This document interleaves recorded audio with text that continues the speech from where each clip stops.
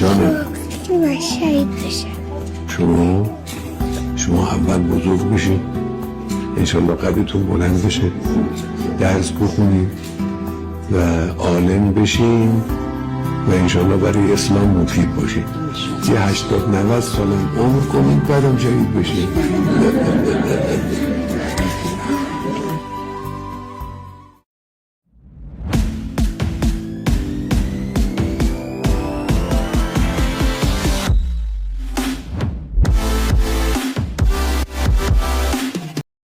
Welcome to my channel Study with Ali Mohsin. Well, once again, I'm with you. Well, once again, I have come here to discuss the geopolitics with you. In fact, I was discussing the war between America and Iran, right? And in my last videos, I have told you different scenarios. Now, as you are aware that now finally the war has started, and yesterday America has attacked on Iran, right? So today I have come to discuss the same topic here. Well, जैसा कि आपको पता है कि आज सुबह जब मैं सो के उठा तो जो न्यूज़ मुझे पता चली, उसमें पता चला कि जो ईरान के सुप्रीम लीडर हैं अयतुल्ला सैयद अली ख़ामेनी, वेल उनको मार दिया गया है। एंड आप देखो, जैसा कि मैंने आपसे कहा था कि इससे पहली वाली वीडियोज़ में मैंने आपसे बहुत सारी बातें जो है डिस्कस करी थी। आप देखो कि जो वेल अगर हम बात करें कि जो इज़राइली अमेरिकन फंडेड जो मीडिया है इंडिया में या बाहर, आप देखोगे कि ये एक आप देखो ये एक नैरेटिव जो है सेट कर रहा था, और इसने बहुत सी बार जो है इस तरह के आप देखो इसने इस तरह के स्टेटमेंट दिए कि ख़ामेनी जो है वो बंकर में छुपे हुए हैं, या ख़ामेनी जो है वो भाग गए हैं, या वो अपनी पूरी फैमिली को लेकर वो कहीं चले गए। जब मैं लास्ट टाइम आपके साथ में आया था, जब मैंने आपको एड्रेस करा था, तो मैंने आपको बहुत खुद-एतमादी के साथ में, बहुत कॉन्फिडेंस के साथ में कहा था कि ख़ामेनी कभी भी ईरान को छोड़ के नहीं जाएँगे, जहाँ तक मैं उनको समझ पाया हूँ। जहाँ तक मैंने एक्सपर्ट से सीखा है या मैंने देखा है, मैंने आपको बताया था कि ख़ामेनी कभी भी ईरान को छोड़ के नहीं जाएँगे। और आप देखो वैसा ही हुआ कि आज जब उनकी डेथ की जब खबर आई, वेल तो आप देखो कि यही पता चला कि वो अपने ऑफ़िस में जो है वो बैठे हुए थे और लोगों के साथ में इंटरैक्शन कर रहे थे, लोगों के साथ में इंटरैक्ट कर रहे थे। जब अमेरिकन जो है बॉम्ब्स आके उनके ऊपर गिरे और वहाँ पर वो वो वहाँ पे मर गए। वहाँ पे उनको मार दिया गया। आप देखो, अगर हम बात करें इस टाइम पे, तो बड़ा अजीब-सा एक फिनोमिनन है कि आप देखो पूरी दुनिया में जो वैल्यूज़ का जो प्रिज़्म है वो अपसाइड डाउन है। आप इसको इस तरह से समझ लो कि जो वैल्यूज़ हैं वो इस तरह से हैं कि जिसकी टाँगें ऊपर हो गई हैं और सर जो है नीचे हो गया है। यानी कि जो चीज़ आज अच्छी है वो बुरी हो गई हैं और जो बुरी थी वो अच्छी हो गई हैं। आप देखो बड़ा अजीब-सा सिनेरियो है। मैंने देखा कि मीडिया पे जो है इस तरह से है कि कुछ लोग बहुत ज़्यादा जो है आप देखोगे कि इस तरह के जो है कमेंट कर रहे हैं कि ऐसा लगता था कि ये वॉर जो है वो बहुत ज़्यादा लंबी खींचेगी, ये तो 2 दिन में ही निपट गए, या इस तरह के कुछ अजीब-अजीब से जो है कमेंट हैं। आप देखो मैं आपसे मैं पूछना चाहूँगा, आप मुझे बताओ, आपके हिसाब से कि जो अमेरिका के प्रेसिडेंट हैं, मिस्टर डोनाल्ड ट्रम्प, उनकी जो पॉलिटिक्स है, आपको क्या लगता है कि जो पॉलिटिक्स है ये फेयर पॉलिटिक्स है? ये जो कर रहे हैं वो सही कर रहे हैं? आप अगर इनके कुछ एक्शंस को देखो जब से ये प्रेसिडेंट बने हैं, तो आप मुझे ऑनेस्टली आप बताओ, क्या इनका कोई भी ऐसा एक्शन है कि जो जस्टिफिएबल है? खुद इन्होंने जो अपने यहाँ करा है, आप देखो जो इनका इमिग्रेशन का इश्यू है, जिसमें इन्होंने औरतों को ऐसे ही डायरेक्टली जो है उनके आप देखोगे उनके माथे के ऊपर जो है गोली मार दी है, उनके फ़ॉरहेड के ऊपर इनके जो है जो ऑफ़िसर्स हैं, जो कि इनके कमांड के ऊपर जो है उनको डायरेक्टली गोली मार दी है। उसके बाद आप देखो कि एक दूसरे कंट्री वेनेज़ुएला, वहाँ के प्रेसिडेंट को ये उनकी वाइफ़ के जबकि वो अपनी वाइफ़ के साथ में थे, उनके ऊपर अटैक करा और उनको और उनकी वाइफ़ को वहाँ से उठाकर ले गए। सही है। आप देखो कि जो हमारे जो प्राइम मिनिस्टर हैं मिस्टर नरेंद्र मोदी, आप देखो इन्होंने कुछ दिन पहले ही जो है उनके बारे में कमेंट किया था कि मैं नहीं चाहता कि मैं मोदी का करियर जो है वो ख़त्म करूँ। मैं नहीं चाहता कि मोदी का पॉलिटिकल जो है करियर ख़त्म करूँ। यानी कि आप देखो इनकी जो पॉलिटिक्स है वो पूरी एक डराने-धमकाने वाली एक इस तरह की इनकी पॉलिटिक्स है। खुद आप देखो जो यूरोप है उसमें आप ग्रीनलैंड के इश्यू के ऊपर देखो, आप जो है जो खुद जो यूरोप है वो इनको पसंद नहीं कर रहा है। ठीक इसी तरह से अगर आप यूक्रेन का जो है इशू देखो तो ये सॉल्व नहीं होने दे रहे। यहाँ तक कि ये जिस पार्टी में है, यानी कि जो यूक्रेन जो है ज्यूज़ का कंट्री है, वहाँ पर भी अगर आप देखो तो जब ज़ेलेंस्की के साथ में इनका जो है इनका जो है ज़ेलेंस्की के साथ में इनकी कॉन्वर्सेशन हुई थी, तो वहाँ पर इन्होंने लाइव टीवी के ऊपर जो है उसको ह्यूमिलिएट करा था। तो आप तो देखो बड़ा अजीब-सा इनका जो है इनका जो आप बिहेवियर देखो, इनका बड़ा अजीब-सा जो है बिहेवियर है। दूसरी चीज़ अगर हम बात करें इज़राइल में अगर हम बात करें नेतन्याहू की, अगर हम बात करें नेतन्याहू को अगर हम देखें तो आप देखो जो नेतन्याहू हैं, उनको इंटरनेशनल कोर्ट ऑफ जस्टिस, आप देखो इंटरनेशनल कोर्ट ऑफ जस्टिस की तरफ से उनको जो है वॉर क्रिमिनल जो है उनको डिक्लेयर किया जा चुका है। आप मुझे बताओ कि अगर आप किसी जो है देश का कानून नहीं मानते हो, कुछ नहीं मानते हो, तो कम से कम आप इसको तो मानते हो कि इंटरनेशनल जो कोर्ट ऑफ जस्टिस, आपको पता है कि इंटरनेशनल कोर्ट ऑफ जस्टिस जो है उसमें सबसे ज़्यादा जो लोग हैं, अगर आप इसको समझ सको तो सबसे ज़्यादा जो उसमें इन्फ्लुएंस है वो खुद अमेरिकन्स का इन्फ्लुएंस है। उसमें जो सबसे ज़्यादा जो इन्फ्लुएंस है अगर आप देखो यूरोपियन का इन्फ्लुएंस है, लेकिन उसके बावजूद भी इनके क्राइम इतने हीनस क्राइम हैं, इनके इतने घिनौने क्राइम हैं कि जिसकी वजह से आप देखो कि इंटरनेशनल कोर्ट ऑफ जस्टिस जो है इस बात के ऊपर मजबूर है कि इनको वो वॉर क्रिमिनल जो है इनको लोगों के सामने अनाउंस करे। आप देखो इनको जो है वॉर क्रिमिनल पहले ही जो है डिक्लेयर किया जा चुका है वहाँ से, और इनके खिलाफ जो है वारंट जारी है वहाँ से। आप देखो अगर हम बात करें पैलेस्टाइन में, तो इन्होंने कम से कम वहाँ पर 75,000 लोगों को जो है कंप्लीट जेनोसाइड इन्होंने वहाँ कराया है। 75,000 लोग वहाँ पे मरे, जिनमें से 40,000 जो है बच्चे हैं। खुद इन्होंने जो ईरान के ऊपर हमला करा है, आप देखो ये बच्चियों का एक स्कूल था जिसमें 6 साल से लेके 12 साल की तक की बच्चियाँ थीं। इनकी रिपोर्ट अभी आ रही है कि 112 बच्चियाँ जो है वो मर चुकी हैं। आप देखो कि अगर और आप बड़ी अजीब-सी जो चीज़ है, बड़ी इसमें जो बहुत ज़्यादा आप देखो डिसअपॉइंटिंग चीज़ जो है वो पूरी दुनिया की खामोशी है। आप ये समझ लो कि ये जो अगर हम बात करें आयतुल्लाह अली ख़ामेनेई की, आप मुझे बताओ आप जैसा कि मैंने लास्ट वीडियो में भी कहा था, मुझे बताओ, आप मुझे कोई एक वॉर बता दो जिसमें ईरान ने जो है किसी और दूसरे कंट्री के ऊपर जो अटैक करा हो। ईरान का इतिहास रहा है, ईरान की 2000 साल की सभ्यता है, 2000 साल की सिविलाइज़ेशन है ईरान की। आप देखो जो दुनिया की जो 4 सिविलाइज़ेशंस हैं वो सबसे पुरानी रही हैं, जिनमें से एक सिविलाइज़ेशन जो है ईरान की है। ईरान का 2000 ईयर्स का जो है इतिहास है, इनका 2000 साल का जो है हिस्ट्री है इनकी, और इन्होंने आज तक किसी भी कंट्री के ऊपर कोई हमला नहीं करा है। तो आप देखो कि जिस तरह से जो है इन्होंने, और दूसरे आप देखो फिर इनकी बर्बरियत देखो, आपने देखा होगा कि कहीं पे भी वॉर होती है तो सिविलियंस को टारगेट नहीं किया जाता है। अगर हम बात करें, इन्होंने जो पैलेस्टाइन में कंप्लीटली जो है सिविलियंस को टारगेट करा है, वहाँ की जो ज़मीन है वो इन्होंने बराबर कर दी है। अगर आप देखो जितने भी घर हैं वो बराबर कर दिए हैं। यहाँ तक कि 70-75 हज़ार लोगों को मार दिया, जिनमें से 40,000 जो है करीब वो बच्चे हैं। खुद अगर हम बात करें तो जो इन्होंने आयतुल्लाह ख़ामेनेई के जो घर के ऊपर हमला करा है, उसमें अगर आप देखोगे तो उनकी जो बेटी है उनको इन्होंने मारा है, उनके दामाद हैं उनको मारा है, इनके जो नाती हैं, इनके जो नवासे थे उनको मारा है, इनके जो पोते-पोतियाँ थे उनको मारा है।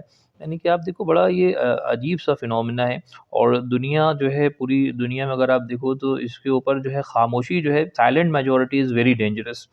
अच्छा, आज शायद दुनिया को ये लग रहा है कि ये जो है ये ईरान के साथ में हो रहा है, और ये पैलेस्टाइन में हो रहा है, ये अरब में हो रहा है, ये किसी एक पर्टिकुलर आइडियोलॉजी वालों के साथ में हो रहा है। आप मेरा यकीन जानो, ये कोई पर्टिकुलर आइडियोलॉजी नहीं है। अगर हम बात करें निकोलस मदुरो की, तो निकोलस मदुरो किसी मुस्लिम कम्युनिटी से बिलॉन्ग नहीं करते थे।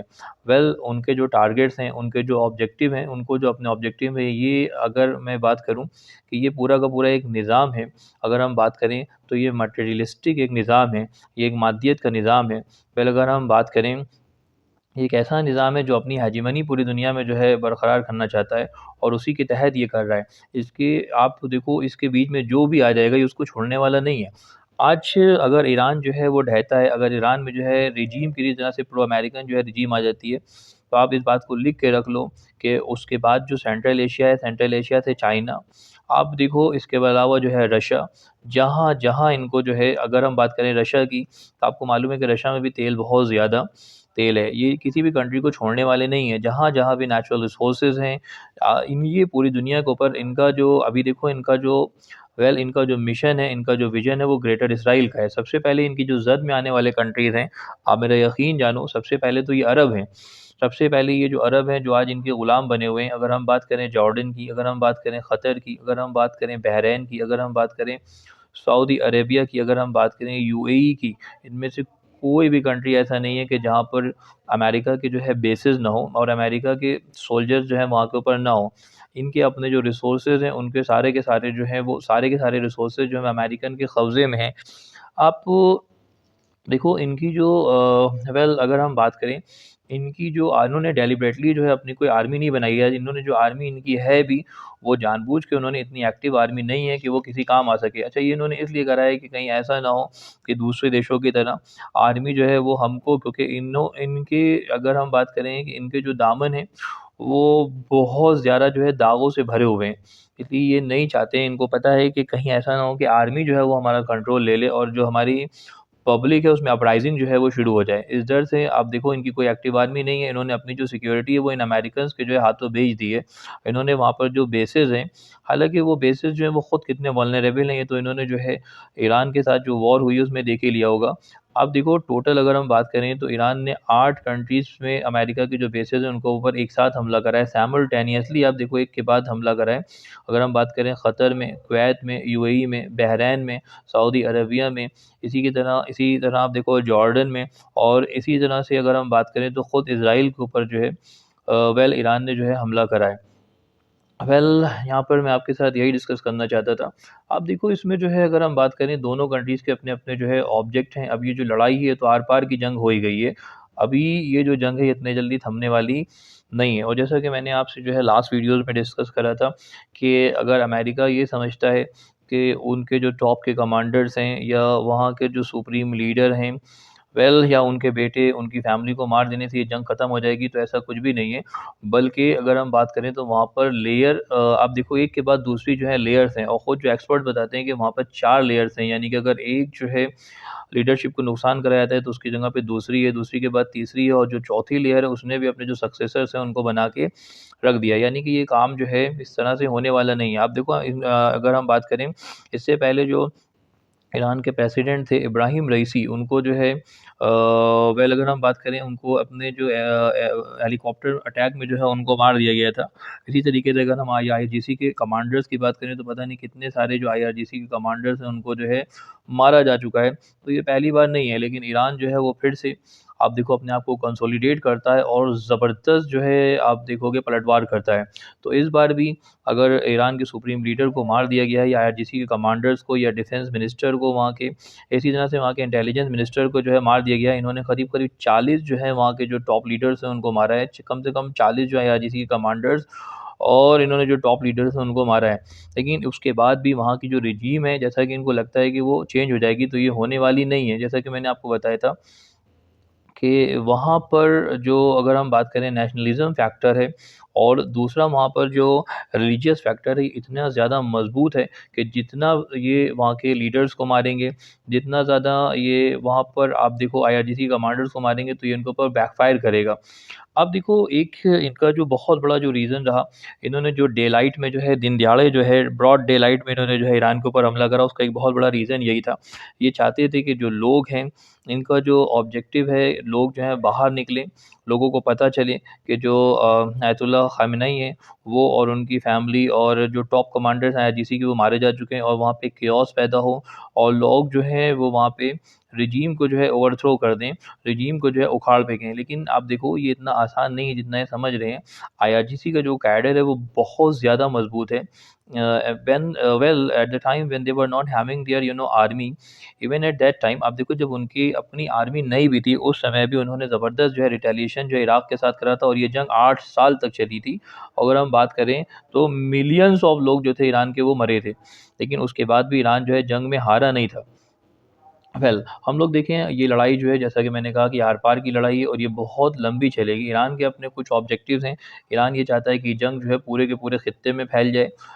दूसरा ईरान का जो ऑब्जेक्टिव है वो जितने भी अमेरिका के जो बेसेस हैं, वो उनके ऊपर अटैक करना चाहता है, वो उन बेसेस को ख़त्म करना चाहता है, क्योंकि ये जो बेसेस हैं, जैसे कि आपने देखा कि इन बेसेस से जो है ईरान के ऊपर हमला करा गया, तो ये बेसेस जो है उसके लिए ज़बरदस्त थ्रेट हैं। वो नहीं चाहता है कि यहाँ पर वो बेसिस रहे। आप देखो एक साथ अभी तो ये पहला ही जो है राउंड था जिसमें उसने एक साथ 8 कंट्रीज़ में अमेरिका के बेसिस के ऊपर जो है हमला करा। अभी आने वाले टाइम पे देखो कि क्या होता है। इसी के अलावा अगर हम बात करें तो जो अमेरिका है उसके अपने कुछ ऑब्जेक्टिव हैं। उसका जो ऑब्जेक्टिव है वो रिजीम चेंज है। अमेरिका को ये लगता है कि अगर हम इस रिजीम को चेंज कर देंगे तो जो नई रिजीम आएगी वो प्रो अमेरिकन रिजीम आएगी और वो अमेरिका के हित की बात करेगी, अमेरिका के फ़ेवर में होगी। अब ये तो कहाँ तक पॉसिबल है? मुझे तो नहीं लगता है कि ऐसा कुछ होने वाला है। और दूसरी चीज़ ये है कि आप देखो ये जो है कहीं पर भी जाते हैं तो बड़े-बड़े प्लान्स को जो है लेकर जाते हैं। इनकी बड़ी-बड़ी प्लानिंग्स होती हैं और उसके अलावा देखो आप ये कर कुछ भी नहीं पाते हैं। वेल अगर हम बात करें देखो आप ये लीबिया में जो है ये गए वहाँ पे इन्होंने गद्दाफ़ी को जो उखाड़ फेंका लेकिन ये वहाँ से कुछ हासिल नहीं कर पाए। इसी तरह से इराक़ में आप देखो आज तक ये वहाँ पे कुछ हासिल नहीं कर पाए। आज भी शिया डोमिनेंस की जो है वहाँ पे सरकार है। इसी तरह से अगर हम बात करें अफ़गानिस्तान में आज भी तालिबान की सरकार है। जिसको जो है आज तक आप देखो अगर हम बात करें अफ़गानिस्तान की तो अफ़गानिस्तान से भी ये खाली हाथ जो है वापस आए थे।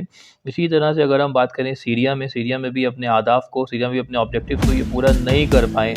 जहाँ ये जाते हैं इसी तरह से वेनेज़ुएला को अगर आप देखो यानी वेनेज़ुएला के जो प्रेसिडेंट हैं उनको पकड़ तो लिया है लेकिन क्योंकि वहाँ का जो ऑयल है अभी उसको ठीक से यूटिलाइज़ नहीं कर पा रहे हैं। वेल आप देखो इनके जो प्लान्स हैं वो अगर आप देखो कि अगर एक लेआउट बनाई जाए, अगर एक स्लाइड बनाई जाए उसपे तो अच्छे लगते हैं कि प्रैक्टिकली इनके जो प्लान है वो इतने ज़्यादा आसान नहीं है। वेल जहाँ तक मैं समझ पाया हूँ मैंने आपके साथ में जो है डिस्कस करा। Thanks for watching. Please like, subscribe, share and comment for my video. من جان ناقابلی دارم، جسم ناقصی دارم،